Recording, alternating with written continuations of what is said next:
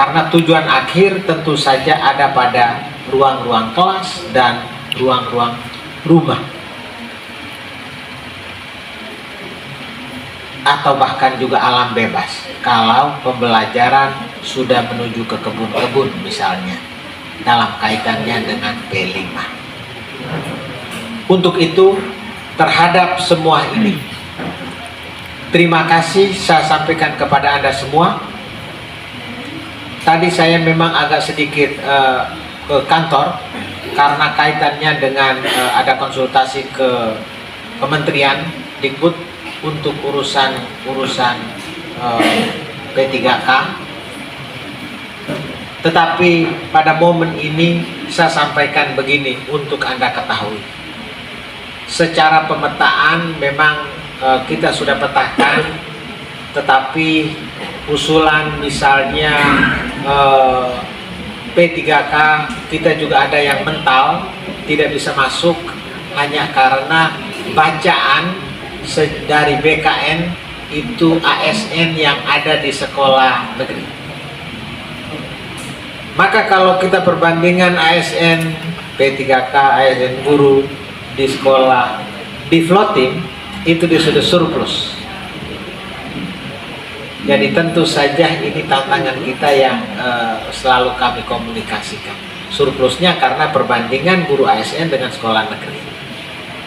Maka kalau kita usul baru berdasarkan kebutuhan yang ada di sekolah negeri, itu pun perhitungannya kalau ASN di kabupaten, maka kita sudah surplus.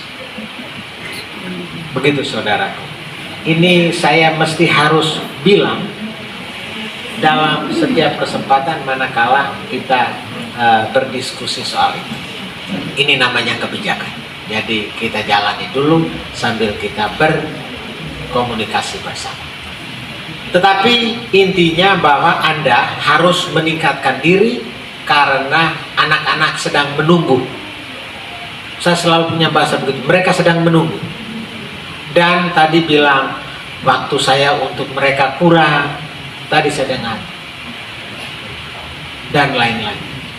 Saya tidak mempersalahkan, karena saya memang tadi saya sudah bilang saya mau ikut dari ikut proses dari awal hingga akhir, sehingga saya juga mesti harus mendengar itu. Maka waktu kita kurang, menunda-nunda, ada istilah bahasa Inggris itu procrastination, menunda-nunda. Harusnya saya bisa menulis ini, tapi besok dulu. Tiba-tiba besok ada misalnya undangan sambut baru misalnya dan lain-lain, akhirnya tunda lagi, menjadi tunda. Itu juga kebiasaan tidak baik.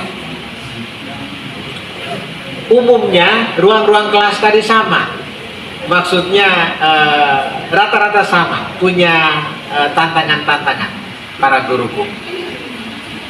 Tantangan berikut mungkin guru-guru senior ataupun teman-teman sebaya Anda, mereka bilang apa juga guru penggerak. Anda sudah punya pikiran untuk ini dan itu, tetapi mungkin ada energi negatif yang teralir di saat Anda menuju ke kolega-kolega untuk itu. Baik, ini tantangan saudara. Maka tantangan, saya tetap mendukung program guru penggerak karena pada akhirnya Anda yang saya minta untuk menjadi pemimpin pembelajaran di sekolah. Untuk itu, tingkatkan kemampuan Anda, belajar secara horizontal, kolaborasikan pikiran-pikiran untuk menjadi lebih baik.